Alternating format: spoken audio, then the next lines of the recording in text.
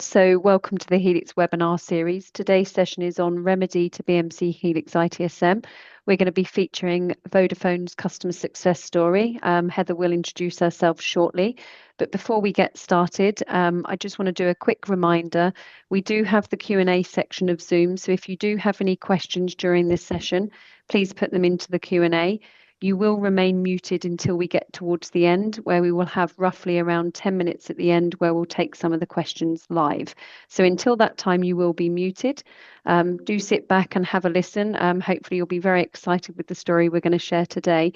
And joining me is John Stevens Hall, our Principal Solutions Marketing Manager, who's going to kick things off. And then he will hand over to Heather Gilbank, Principal Product Manager, Service Operations at Vodafone. So without further ado, John, I'm going to hand over to get us started. Sure. Thank you very much. Hopefully you can hear me well. So it's wonderful to have Heather here today. Heather's been actually presenting at some of our customer events recently as well. I think one of the best things we can do for all of you as our customers is connect you to other customers' stories. And that's always something I'm very happy to do as somebody whose career started as a customer myself of Remedy. So interesting journey we've all been on, I think. And that's why we're going to do a little bit of an introduction about BMC Helix so that we all understand what we're talking about, what it is that Vodafone have migrated to, and then we'll hand over to Heather. We'll have a chat about Vodafone's journey. So yeah, very, very happy to be presenting about this. Interestingly, as I say, for myself as well, Remedy was a big formative part of my own career in IT, and in a similar region of the UK to Vodafone's headquarters. So I'm not sure how familiar you are with the UK industry, all of you, but there's an area just west of London in the Thames Valley. It's kind of the UK's answer to Silicon Valley. It's like we take Silicon Valley, we make it much more drizzly, but it's kind of near London and it's a real hotbed. So while I was working for a subsidiary of British Telecom, I was always conscious that Vodafone were very much expanding and building their service management capability down in Newbury, near Reading, where I was working. So I feel like this is a good local story for some of us as well. But obviously Vodafone is much more than that area. And as you'll see, it's an enormous global company that do really awesome things at great scale with service management and with our products. But just quickly, you'll hear us talking a lot about Helix. I want to help you understand why we feel Helix is the right direction to go to for modern service management. We all live in a world where things are much more complex. So when I was doing that work over in Reading at British Telecom's Yellow Pages subsidiary, we were a real ITIL shop. We were building service management. It was very exciting. But service management was kind of easy compared to today because, for any given service, most things were running on a pretty basic client-server stack. Service management could concern itself with the application, the user, the PC they were running it on. And then that would connect off to an application running on one metal server. And that metal server would be talking to a database on another metal server. And you could literally go into a room and see those servers. So if anything happened, it was pretty easy to follow the trace, figure out which box needed a RAID 5 disk swapped or something like that. Now, of course, we live in a world where services are much more ephemeral, much more distributed. We can do things now with our phone in seconds that used to involve a lengthy face-to-face or telephone interaction with someone. If you think about changing your airline seat or moving money from one bank account to another, it's never been easier up front, and yet behind the scenes, you've got this tremendous web of cloud services and connectivity and APIs, and it's much harder for service managers. So one of the challenges we often hear now is that when I talk to service management professionals who have been, as I say, I've spent my whole career around service management professionals. I think I know a lot of you well. I think we do understand your work. But a very common thread is, how do we do the things we really want to do? So a change manager might really want to implement a new initiative to provide more automation of change risk analysis so that they can better support the DevOps function.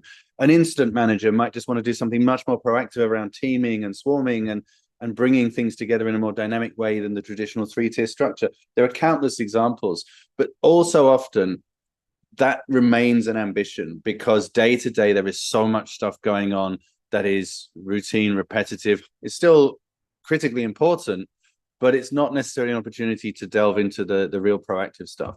And one of the things we're aiming to do with Helix, and one of the reasons we're very excited about the Helix platform and where it's been going, is we want to get you over here. We want to be using AI agents to do two primary things.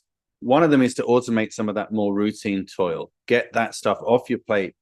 And secondly, it's to amplify the work you'd really like to do, give you the tools to do that really proactive stuff, to drive real demonstrable long-term value so that you can show your organization just what you're doing for them to move things forward. That's a big part of our vision for you as our users, and that's what Helix enables. And one of the ways we do that is by having this very unified platform, almost an anti-platform we like to talk about. It's a funny word, but it's not a big monolithic platform. It's a modular, extensible, integrated platform that allows you to have a single perspective on or a single set of data to underline everyone's perspective. So if you're working with knowledge documents, if you're working with tickets, if you're working with AI ops and observability data, it's all in a common data layer. It's all accessible to each person in the way they need it. And importantly, this layer of artificial intelligence, everyone's going to talk to you about AI, but the data is going to be the real winner in AI. And we want to make sure you've got this highly intrinsically linked data platform. And then the other way we want to differentiate with Helix is by making it easy for you to own it. So a lot of vendors now, when you get your renewals, there's some pretty huge sticker shock coming in terms of price rises. Gartner were recently talking about ServiceNow, and there's a recent document about their pricing and some of the rises people are getting. And they're not the only ones. I shouldn't, this is about Helix. It's not about any other vendor, but that was a most recent example. One of the challenges I think a lot of vendors have is they're using very rigid AI architectures where they're sinking a lot of money into building their own large language models. Well, we feel you don't need to do that. The intelligence is in the data, it's in the application layer, it's in the platform. Most of our customers have already signed some kind of deal with Microsoft, with AI, with OpenAI, with Google. They have deals, they have secure arrangements about data privacy. So why wouldn't you want to just use that? Those services, the prices are falling off a cliff right now. Sam Altman talked about the compute price of those AI models going down by a factor of 10 each year, far outstripping Moore's law. You've already got those arrangements in place, the chances are. So we make sure that Helix works on the cloud platform of your choice, with the AI platform of your choice. And also we're focusing on where the work goes. So a lot of the work we're doing now is about the fact that people work in teams. Our new OpsSwarmer agent is based in teams. It brings all that value of Helix to the place people are actually working. So you don't need to be always using one user interface. We want to still give you a great user interface, but often the best user interface is not a user interface, it's a collaboration tool. So that's something Helix is going to give you. It's your own, massive cost advantages because you're using your existing services.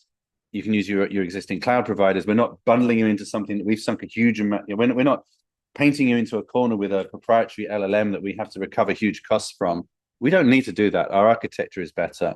So it's often a very, very cost-effective method. And then on the subject of that AI, this is another interesting topic area where I just want to touch on what we feel is the difference. We see some of the other vendors in this space will try and get the biggest number possible. We've got 1,000 agents, 1 million agents. It reminds me of the megapixel wars in digital photography, where a lot of vendors didn't focus on the quality of an image. They focused on this big headline number. So you have mobile phones with 50 megapixels, which means you still get a bad picture through a plastic lens, but the file sizes are bigger. Great. Our agents are based on your work. We spend a huge amount of time out there in the field working with customers. These are intelligent companions. They're not just little fragments of code with a bit of generative AI slapped on top, and we call that an agent. We don't do that. So some of the things we're talking about and some of the things Heather will talk about being on the Vodafone roadmap are these intelligent agents which are built on strong understanding of service and operations management. They are there to fulfill that vision for you of enabling your human experts to do much more, be much more proactive. And this is hopefully the Vodafone's talk today will be a good endorsement of our strategy. We're also seeing some really nice feedback from not just customers but from analysts. I mean, to me, the most important feedback is customers, but to a lot of our customers, the analyst feedback is incredibly important, and we put a lot of work into working with the analysts to make sure they understand what we're doing, and we're very open with them and hope that they interpret it well. And this is the most recent major analyst report. Forrester, we see up there, is between Forrester and Gartner, they're really the kind of the top tier of analysts that we work with. And for enterprise service management, as you can see, Forrester just basically completely endorsed our vision. They rate us both on the current strength of our products and also the future direction of our products, the roadmap, that strength of strategy. And in both ones, we've got a lead. So, this is incredibly important, I think, to us as it shows that the decisions we're making, the bold decisions we're making about the AI models we're doing, the relatively, comparatively, at a headline, smaller number of agents, but really intelligent, smart, service ops aligned agents, and the ability to run the platform on the AI of your choice, the cloud provider of your choice, this solid base of data, it is really helping us to put across a vision that both, I think, customers and analysts believe in. But this is me talking. I'm a marketing person at BMC Helix, so of course I'm going to say positive things. I hope that reflects well to you in terms of the vision we're setting. But I'm delighted now to welcome Heather Gilbank, who is, as I say, we've been working with Vodafone a very long time, right, Heather? And it's always delightful to still have you on the journey with us, and we're so grateful for some of the work you're doing, communicating your vision to our customers. So it's great to have you here today. Heather, you're muted though. That's a classic, isn't it? You always start off like that, just to break the ice. I will talk to myself. So I bet it was really good, that first couple of sentences. It was, and I can't remember what it was now. But no, I think good morning, good afternoon, and in some places it may be good evening. It's a pleasure to be here. So I'm Heather Gilbank. I am the Principal Product Manager within Service Operations. So I have a set of different products and services that I support, but it's all around IT service management, observabilities, integration and self-service. So wanted to initially just give you a view, as John said, where are we on our Helix ITSM and what's our size? So we actually went live in 2021. So it's 4 years ago. It seems a long time ago. I can remember it very easily. But it's that whole bit of actually also talking about what it meant and what's happened during that time as well as post that. So just to give you an idea of what our customer base is. So we are an internal IT support teams. We manage over 6 million incidents a year. So it's not a small amount. We have over 8 million service requests. So heavily managing both the incident side to service request side. And I think the next is change requests. Not in the millions, which is good news, but we've still got 500,000 change requests a year that we do. And we have an average of 7,000 customers online, unique users online. As you can see the map in the middle, it just shows where we are.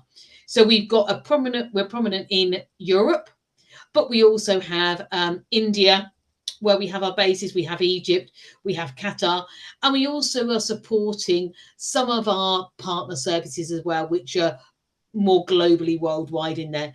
But we have a combination of different user types and the whole idea. But this gives you an idea of the scale.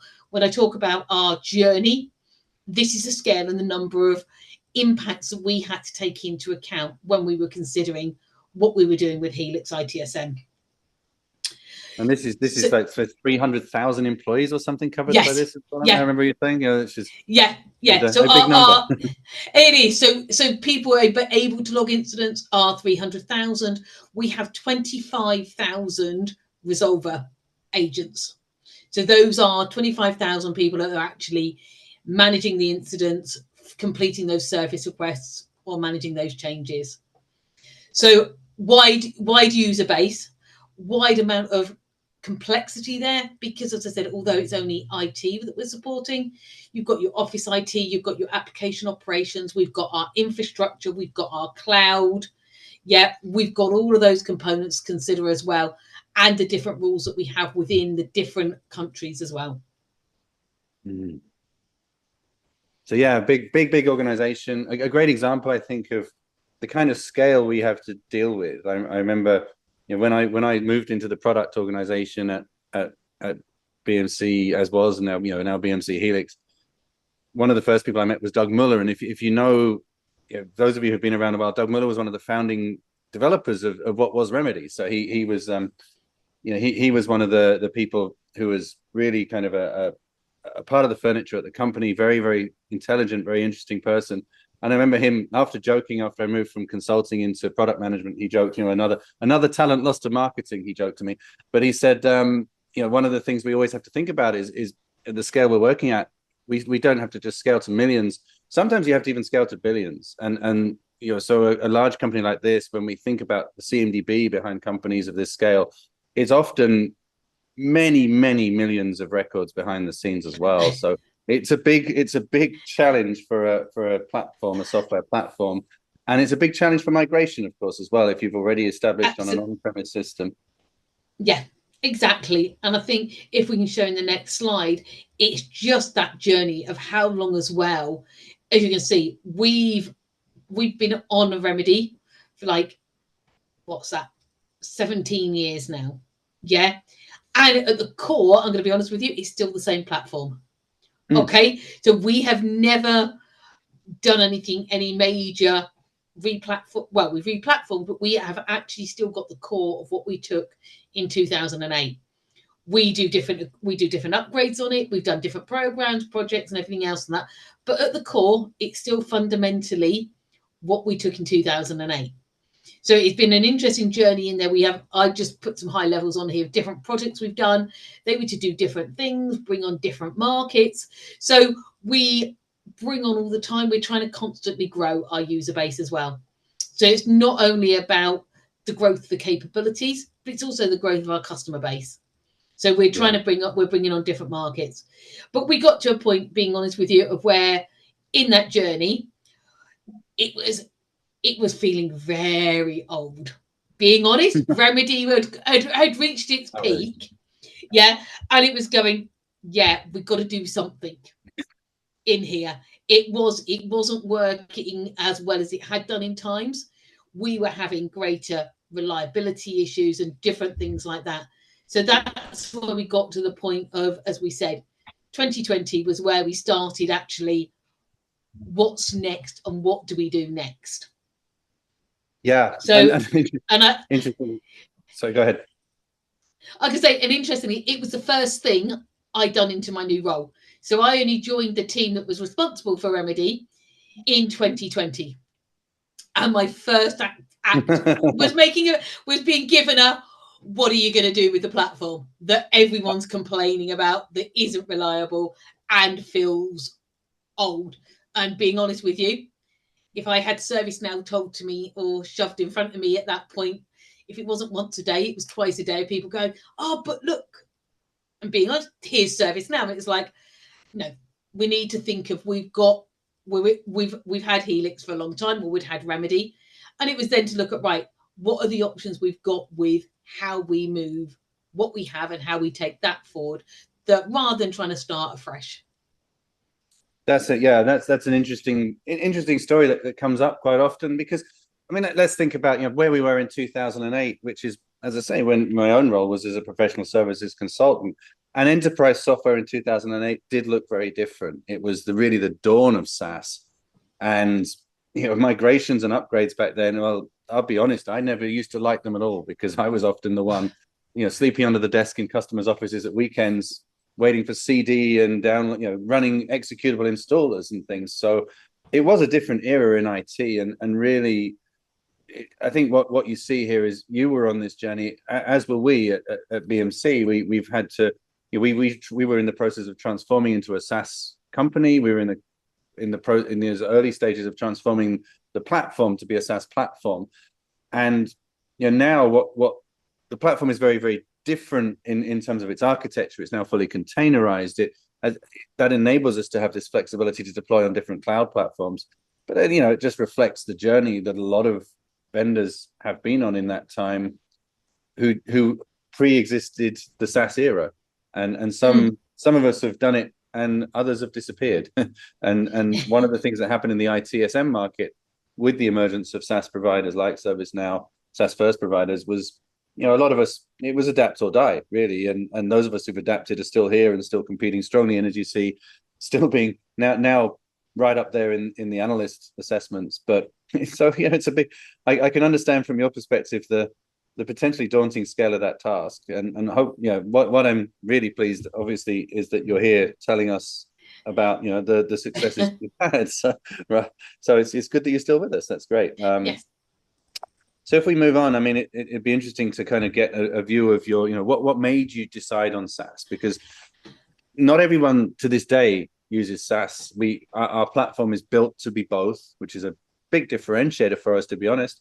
But we do tend to find that for most customers, we feel that SaaS offers the best value, the best strategy. It would still be interesting to understand, how did Vodafone arrive at that point? I think so. Mainly was we were given in 2020.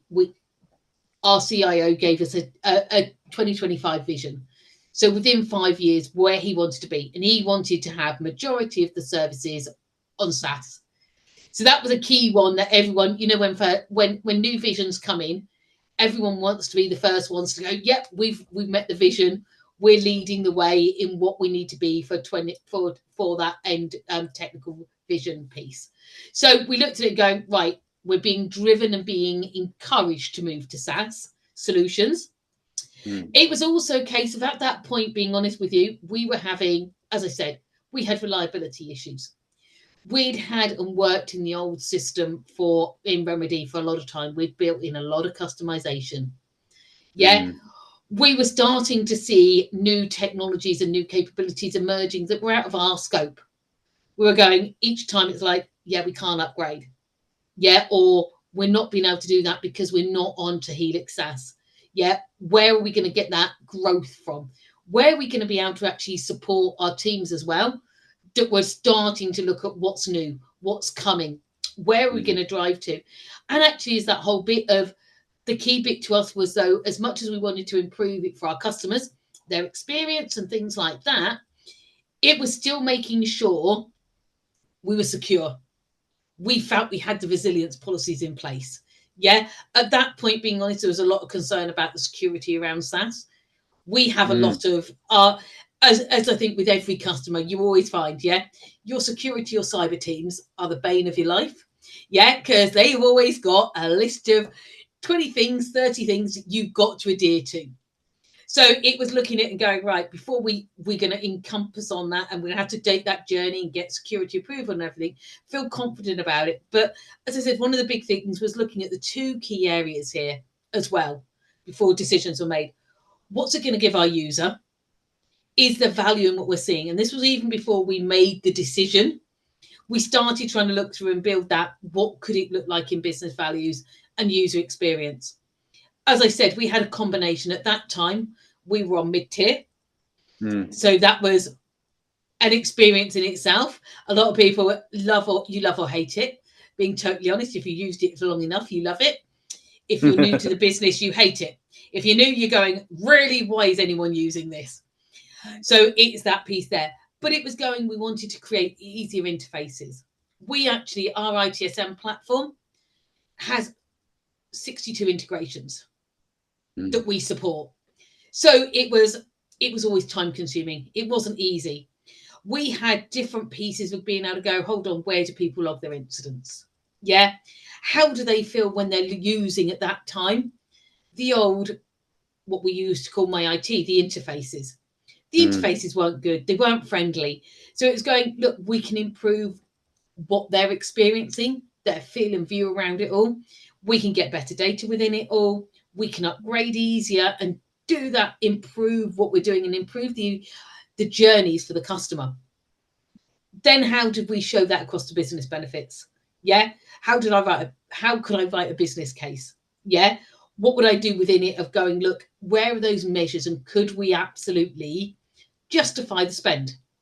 Because at the end of the day, there's multiple things that come into it. You've always got to justify your spend. Yeah.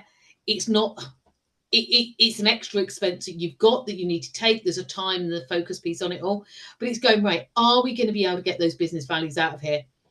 And as you can see, I'm showing 6 of the key things there. We ended up having slightly different measures, but when we were considering it, we wanted to consider the increased automation assignment. Yeah, we wanted to be able to go through the knowledge, and I know it's changed from KCS now as well, but it's through the knowledge at that time. Can we get better articles? Can we make those more visible to customers? Yeah, there was components we were seeing around it all with the new capabilities of being on the SaaS and on the latest versions and everything else. There was things about our focusing on there where we could focus on different things. So it's trying to build that together and go, right, do we think it's the right decision? Yeah. And do we think Helix is the right tool for us?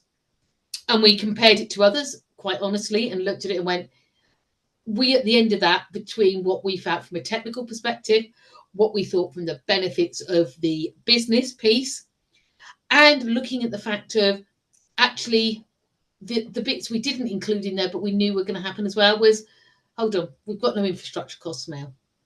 Yeah, we haven't got that as generally, the reliability around that and those interfaces and the network pieces goes away. Yeah, we were banking on being honest at that time. Obviously, it was 4 years ago that we went live on it. We're going, we are taking the fact of a SaaS platform is more reliable. We will not need as many support teams. They were another factor. Actually, our support costs will go down. Although the licensing costs may increase, our support costs go down. Yeah.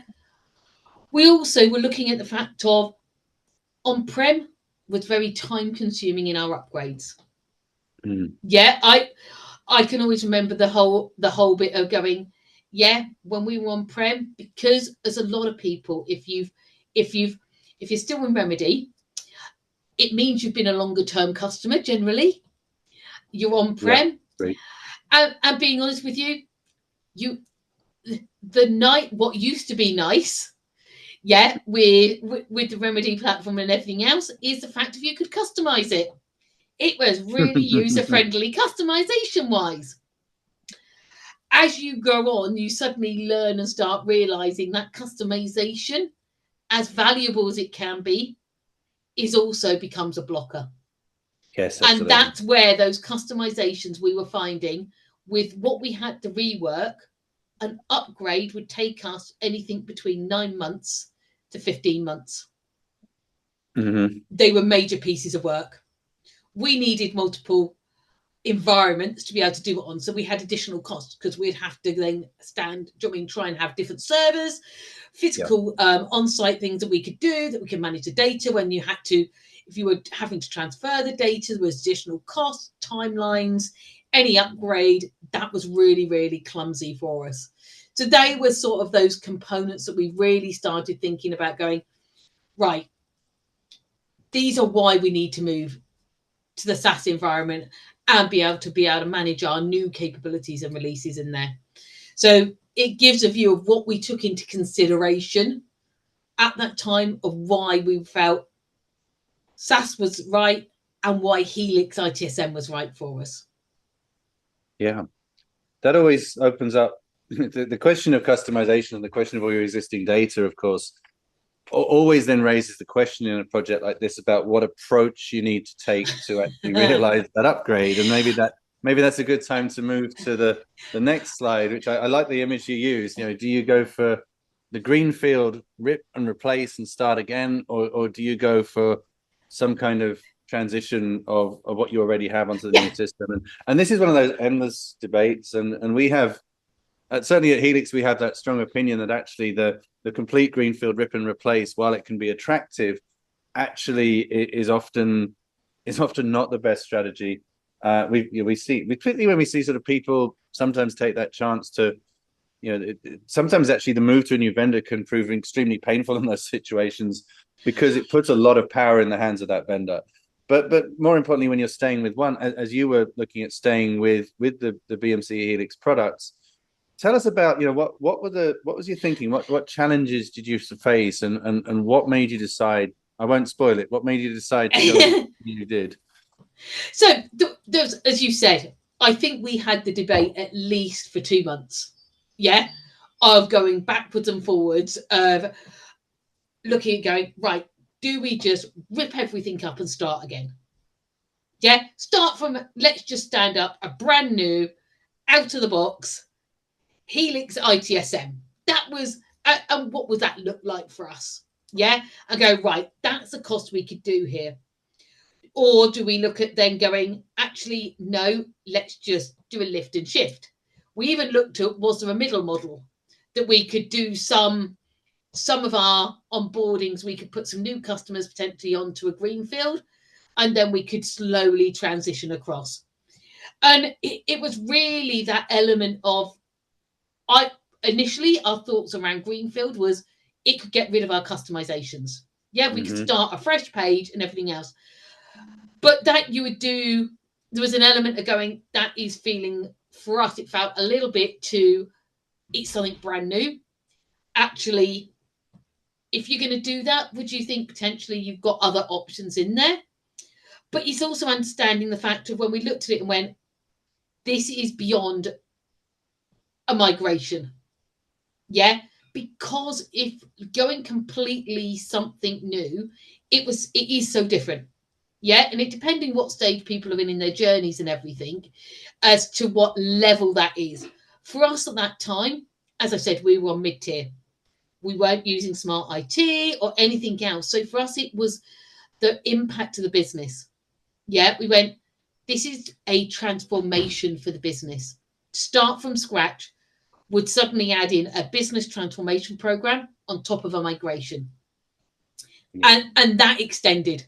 We were looking at going, knowing how we done things, you suddenly going from something that you would hope to do in 9 to 12 months, suddenly thinking this could be a 2 to 3 year program. Yeah, because of our size.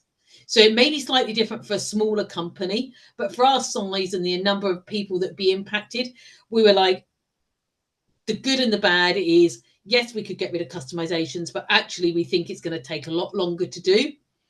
And actually it would impact our business too much. It's an interesting debate, isn't it? Because sometimes I've reminded people in the field, these are critical business systems that have evolved with your business.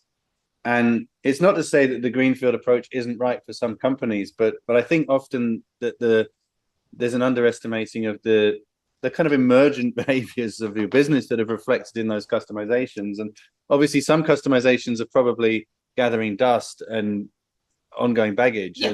But a lot of them, those were generally done for a reason, and many, there's often been an orthodoxy expressed in that everything go as out of the box as possible. You're Vodafone, you're huge, you're in a very highly competitive market, you have customer demands from all over the place. It's no surprise to hear that customizations were made, because often that's a huge driver of improvement in your service organizations. Oh my God, yeah, absolutely. And I think it's dependent very much for individuals to understand how much customization they've done. We looked at ours, and I think between BMC and our architecture team, we came up with a number about a 45% customization. Yeah. So it wasn't even a small layer on top. It was a substantial piece. So that's when we started looking at the lift and shift. Yeah, and trying to work out the values that we had and going, right, do we accept what we've got? Do we just try and take everything we've got into the SaaS platform? We know from that we get our reliability, and it's something that starts giving us that ability to make those changes slowly. So those business changes, the way we were working, introducing the new capabilities, we didn't have everything at the beginning. So it's very much of thinking we get some technical, being honest. The lift and shift gave us our technical support and our technical value, didn't necessarily immediately give us our customer and user experience value. But it was a point of going, we're in this for the long term, whichever way we done it. It was never going to be done and dusted in 9 to 12 months. It was a journey for all of it, but where could we get our greater value from at the quickest rate? And that ended up being the lift and shift, because we suddenly had, particularly around our reliability and our ability then to take on the new capabilities, was going to substantially increase. So that's what drove us in the end of going, If we don't, we could end up trying to migrate for 3 years because the business keeps holding us up with their process changes, the conversations there were happy. Actually, we wanted to do the SaaS piece. That was a critical bit for us at the end of going, that's where we're going to get our true value initially. Yeah. So it was like, and we can do that with a lift and shift. So, and then once you're realizing that value from that transformation, then that's a lot of capital to use on the ongoing process and user experience improvements, I guess. Yeah, and it was there to be. Then we had something we could start demonstrating as well, and it was the disruption to the business was less, and that was our biggest piece of going, hold on, we won't get business buy-in if it's a major disruption to them, because the business is continuing to want to grow, they're continuing to transform and doing their own thing. Yeah, and they need us to be able to maintain that and keep it up. And if we'd done a greenfield, we'd have had to sort of like stop. We'd have then been balancing. Hold on, we wouldn't have been continuing support and doing too much development within the existing platform, because it would be a wasted activity because of moving to it all. So it is very much just trying to weigh it up of what was best for the customer and our business at the end of the day. So it wasn't. So go ahead. Like I say, it wasn't a, I wish it was black and white. It was quite grey in the middle, and it had to be at the end of sort of like going, right, we've got to make a decision. Yeah, the debates could have gone on for months. Do you know what I mean? And at the end, we had to go, right, let's just go with what we think is going to be our best option. And I'll be honest, I sit there and go, was that still the right decision? I still can't say yes or no. Being totally honest, you go back and go, part of me still says, could have done things, greenfield could have been taken a bit longer, but the end goal could have been the same timelines for us. So what challenges did you face? I mean, in the spirit of that honesty, you feel like you probably made the better decision, and I don't think there is a simple answer in any enterprise software sense. Like, that's not a BMC Helix conversation, is it? It's just when you're long invested into an application that's so intrinsic to what you do, it's never going to be an obvious single choice. It's the way, like you say, weighing up the balance. What were the biggest challenges, and what would you change? One of the things I'd be honest with you, to change is working closer with the business on that decision. So being totally honest, did we make it as an IT decision? We did. We actually, for me, the biggest thing is you need to do it with the users and not do it to them. Yeah, it felt very much of, at the end of it, they were like, well, you didn't give us the option. Yeah, you didn't consult us. Maybe we would have done it differently. As I said, that was always in hindsight. Everyone that time I said, oh, but maybe we would have gone greenfield, and you're going, okay, we didn't do enough. I still think there's we always say that it would have been better to do it that way. But actually having them involved in that decision making was not having them involved, and actually asking them to input some into it and actually make that decision with us was a big thing I'd do differently. And we have learned from that. And everything we've done after that, we've had a lot better engagement and collaboration with our user groups to say, you tell us what you think. Let us not make this a technology decision only. So that was a big piece for us going back on it. Also, there's an element of having, I think with that was also is having that plan afterwards. So we looked at it, we'd done the lift and shift. We got it done, I think it was a full, it was 12 months at the end, but that was from literally raising the business case, going through everything, getting the environments, getting it up and going, right, we're cutting over. Yeah. So let's think about that business case then. I mean, what, you mentioned sort of creating the value. I think this is a great slide. Maybe it's a good segue into this, but how do you think things went against the business case? So it changed. What our initial, being totally honest, what we initially scoped and said were going to be our values changed. And that was absolutely from starting to use it and what we were starting to turn on and what we didn't turn on. Yeah, because we didn't get everything we planned at the start. Yeah, we were like, yes, it's going to give us all these new capabilities. getting the business to start changing the ways they work and realizing that was a challenge. But we still saw changes that came through quicker than we anticipated. Yeah. So as you can see here, we always work within Vodafone. We have three pillars that we track everything under: customer sustainability and growth.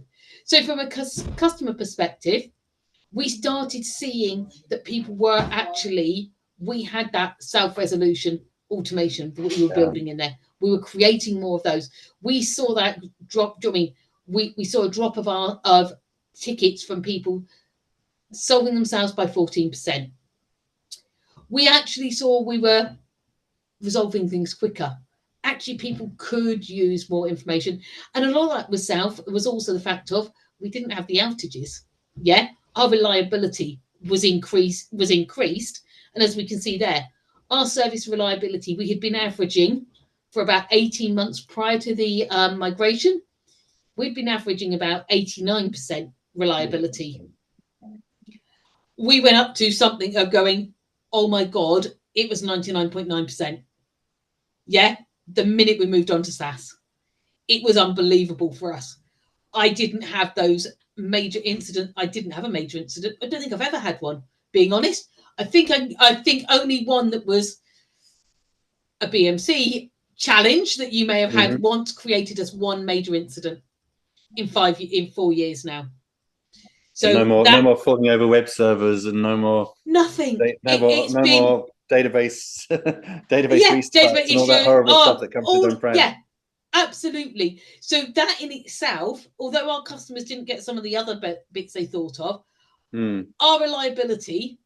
I lost my service credits. That was a real kicker, though. But didn't even when it was on-prem and there were challenges. Guess what? From having service credits, I went from having some to none, which was a benefit. That's a good problem to have. It was a good problem, absolutely. I'd rather the platform be up and reliable. Yeah, so that brought our customer commitment to it as well. We started seeing by some of that resolution stuff we were putting in on some of those automatic queue management stuff, we absolutely saw a 24% drop in avoiding queue hops. Cool. So for our customers, we saw the MTTR drop and everything else. Yeah. As I said in there as well, the simplicity, because we had a good tool that our customers could self-service on and were confident with it all. We saw our overall volume of incidents being managed coming in from calls and emails dropped by 37%. They were more inclined to use DWPA. It was more, or DWP, it was more reliable. Our teams were finding it quicker to create the tickets. Yeah, because they had more information at hand. So it was easier and better for them to be able to raise those tickets at the end of the day, particularly through smart IT. And the big thing, time to upgrade. Another techie one. We went from anything that could be 9 months plus. Our upgrades are done now, and still today, even with our customizations, are done within a single PI and are done normally within 9 weeks. That's a real big one for me as a, as I say, as a grizzled veteran of the trenches of like those upgrade projects in previous decades where things were run from upgrade installers, and they were horrible weekends and as you said, they were horrible for everybody. So getting onto SaaS and the containerized Helix platform, that's one of the biggest benefits. Is not only does it get people upgrading much more easily, but from our perspective, we're investing in products all the time. We want people to have the latest technology. So when we were, quite frankly, as an industry, let alone a company, when we made upgrades too difficult in the enterprise software industry, we were shooting ourselves in the foot as vendors because we were spending all this money building features. Our customers couldn't use them because they couldn't upgrade to them. So that is one of my favorite numbers here from our perspective. So, and I think it's also in there, 0 downtime. Yeah. That's another, when you start to look at the upgrades, you said the word there, project. Our upgrades are no longer projects. Yeah. They're BAU. No more pizzas under the desk on a Sunday evening. No, they're BAU. We have 0 downtime. Yeah, it's so much simpler. And again, that just builds in the fact of we are always now N-1. So we actually are always compliant to the company policies now, which we never were before. That's So fantastic. an upgrade comes out and we will pick it up in our next, we work in Agile, we will pick it up always within the next following PI. So we are never really that far behind on being able to use those capabilities. So yeah, that's great. I mean, go ahead.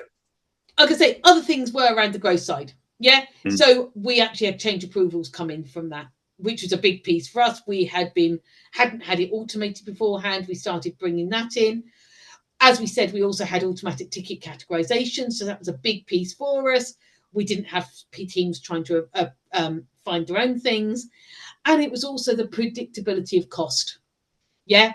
I knew what it was going to cost me a year to run the platform. Yeah.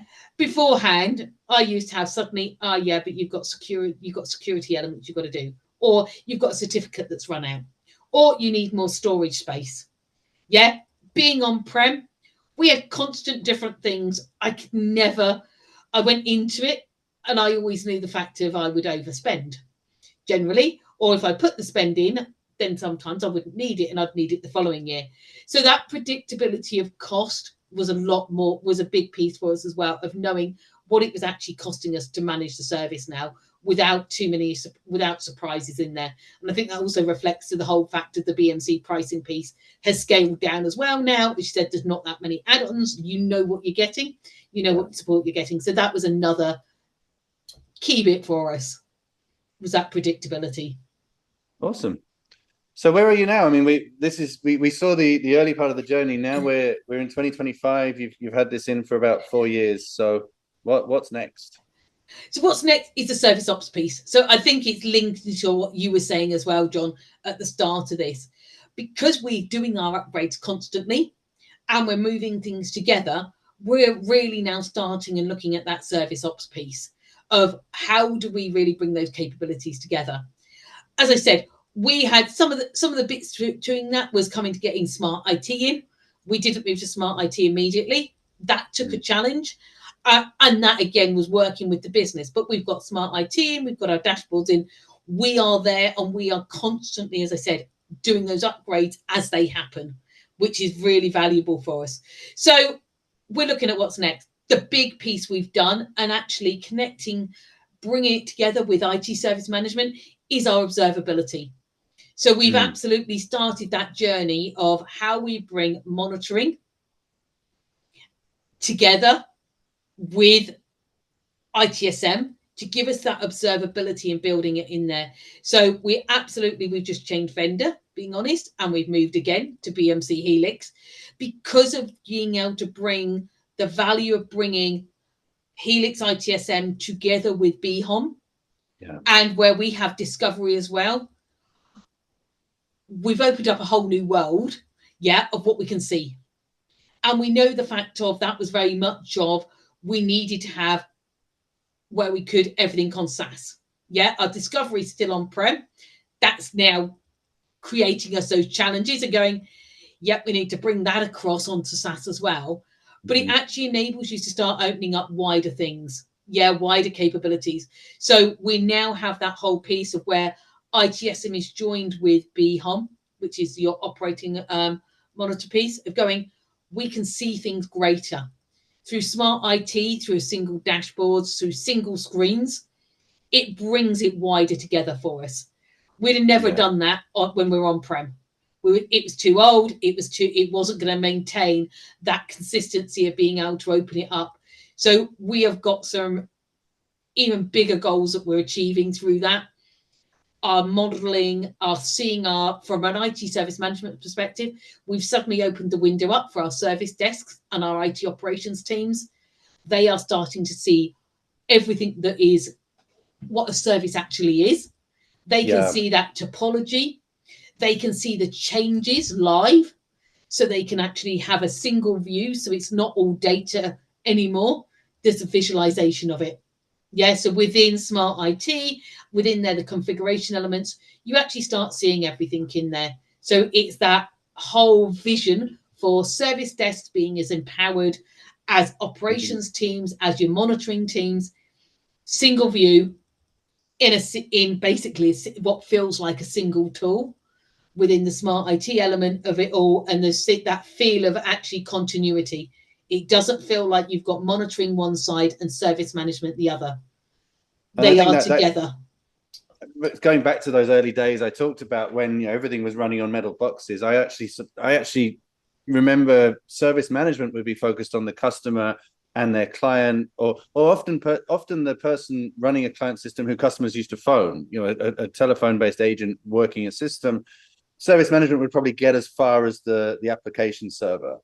And then if it was a problem beyond that, it would be thrown over the fence to operations, because it's something in the data, something in the, say, the data center, might even be the server covered. But nowadays systems don't look like that. So we have to have these operations teams and service teams effectively working together with that single perspective. That's such a big driver for the Helix platform vision for us. And then it actually leads nicely into the AI side as well, because once you have all that data together, that's where these AI agents really start becoming very powerful. And I guess that's something you're highlighting here. This is part of your next steps, right? Absolutely. We've started already on some of these. So as I said, it's that whole bit of being able to build these out now, actually being able to understand which ones, and one of the bits is, and I think I always find it value, is there's a lot on here. You could choose. We're looking at what those that are going to bring us the biggest value, to the different teams. So we're not trying to gather everything at once. We're starting particularly around our service management one on service collaborator, ops swarmer, and critical incident coordinator.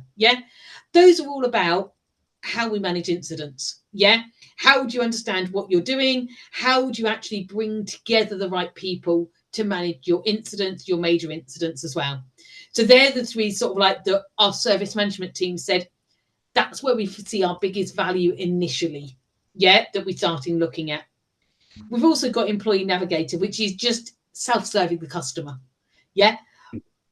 As most of us know, I look at it as knowledge isn't necessarily just what you've got within your knowledge database. I think I always come back to the fact of, if you've got a mature platform, and it doesn't matter whether you've had it for a year, 3 years, you have absolutely extensive knowledge in your incidents and your requests. In those work logs, so much insight, so many bug fixes and communications. It's all in those work logs. Up until now, you can't find it. No one is going to sit and trawl through the work logs to find that information. 9 times out of 10, they just go and just try and find it again. They won't go back to old tickets. What we're seeing that whole bit is with all of this is, how do you bring that forward? And I think this is where the agents come into big time of going, we can start looking at that. The insight finder, the situation observer. We know what's happened previously. We can actually bring that information up. So for us, again, this is how we then, as I think you said very much in one of your first slides, it's not the what we do. It's getting the AI to do a lot of that groundwork now. Go look at the last 200 tickets that we've had for that same system and bring us that information. So we are really keen on that journey now of going, we've got our base, we're on SaaS, we're on Smart IT, we've got Helix, BMC Helix ITSM in place, we've now got BHOM in place. Bringing those two together and adding the agents on top and the AI actually will help us surface all of that data that we've not been able to utilize properly up to making for me, it's empowering our users. Technically wise, it's really interesting and everything else, but actually I look at how my business users now are going to use this, how they can get that data, how we can help them self-serve, how we can help our operations team resolve things. Then we move on to automation. This helps us bring that journey. For me, our big thing is zero touch. And predictability. They feel for me that they're in touching distance now. They've been very alluded to and always been that distancing of everyone dreams of zero touch operations. Everyone dreams of being able to predict an incident. Predict it before, or predict an event before it happens and prevent that incident ever occurring. That all now is starting to feel a lot more achievable for us. And as I said, for me, the journey started BMC Helix SaaS was our first step in that long journey. We've taken our time because of the scale. Yeah. I think I look back, we should have pushed harder some of the times with the business, and we should have been more adamant about doing things at a greater speed. But we've got where we want to be. And I think it's that whole bit, as I said, bringing together the business with you on that journey, I think we've seen over the last 18 months makes things a lot quicker. Fantastic. We have to catch up in a year. I'm conscious of your time on this call. We should catch up in a year and see where things are. I think, Heather, it's been an absolute pleasure to talk with you about this, and I hope, you know, for customers, it's a story grounded with a lot of, you know, in reality, a lot of success, but a lot of kind of real world experiences, and that's great. So thank you ever so much.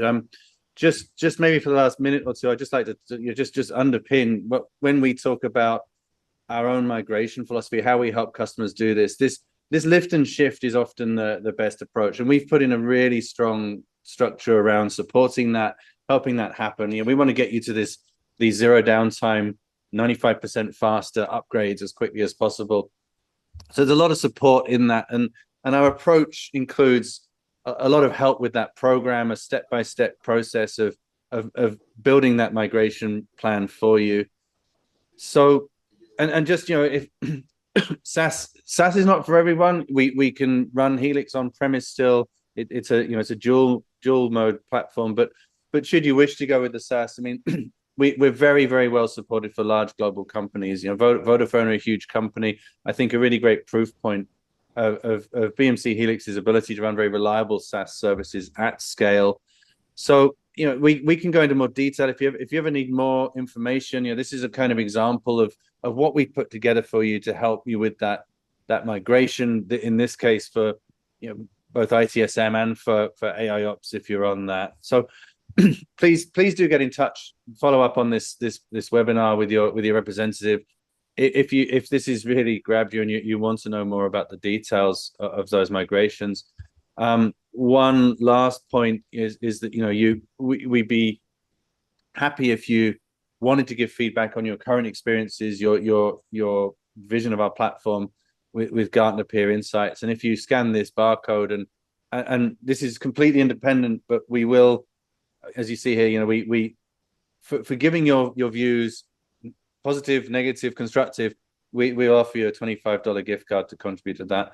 Anyway, briefly though, Heather, thank you so much for your time. It's been wonderful having you involved with our customer events recently. It's been wonderful having you on this.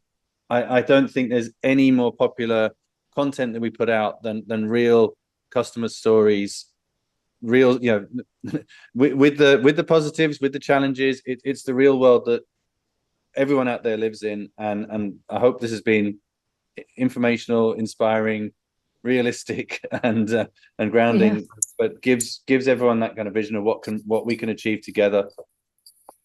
So thank you so much, Heather. No worries.